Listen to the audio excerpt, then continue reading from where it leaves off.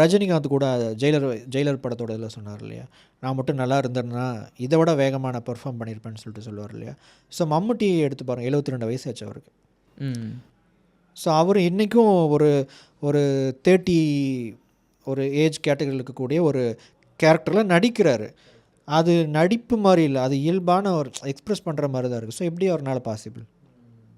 So ஏதோ ஒரு விஷயம் பண்ணுறாரு இல்லையா, இதுதான் செல்ஃப் இம்ப்ரூவ்மெண்ட். செல்ஃப்னா என்னது, எனக்கு பாடி இருக்குது, என்னுடைய மைண்ட் இருக்குது, இதை இம்ப்ரூவ் பண்ணுறது எப்படிங்கிற ஒரு விஷயத்த நம்ம பார்க்குறோம். ஸோ கைண்ட் ஆஃப் செல்ஃப் இம்ப்ரூவ்மெண்ட்டை வந்து நீங்கள் உண்மையான செல்ஃப் இம்ப்ரூவ்மெண்ட் தேடல் இருக்குன்னா செல்ஃப் கேர் அப்படிங்கிற ஒரு விஷயம் ஃபஸ்ட்டு வேணும். நம்ம உடம்பை ஃபஸ்ட்டு மெயின்டைன் பண்ணணும், அதுக்கப்புறம் நம்ம மைண்டை வந்து நம்ம ஃபஸ்ட்டு ரெண்டாவது மெயின்டைன் பண்ணணும். ஸோ அதுக்கப்புறம் இருக்கிறதெல்லாம் எக்ஸ்ட்ரா அது வந்து நம்ம டெவலப் பண்ணிக்கிட்டே போகிறதுக்கு தேவைப்படுற விஷயங்கள். இது வந்து ஈஸி. நீங்கள் செல்ஃப் இம்ப்ரூவ்மெண்ட் வந்து ரொம்ப கஷ்டம்லாம் கிடையாது, ரொம்ப ஈஸி.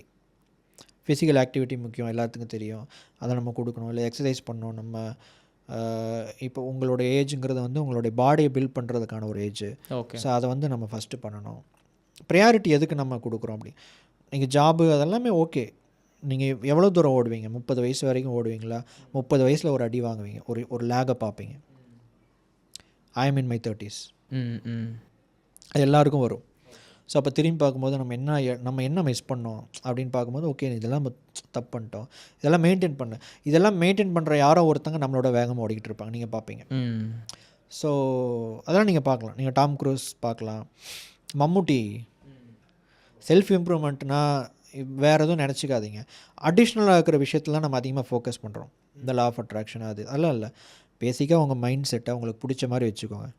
அதுக்கப்புறம் லா ஆஃப் அட்ராக்ஷனு, பாசிட்டிவ் மைண்ட் செட்டு, கிராட்டிடியூடு, அதெல்லாம் ஸ்டாக் பண்ண வேண்டிய விஷயங்கள்.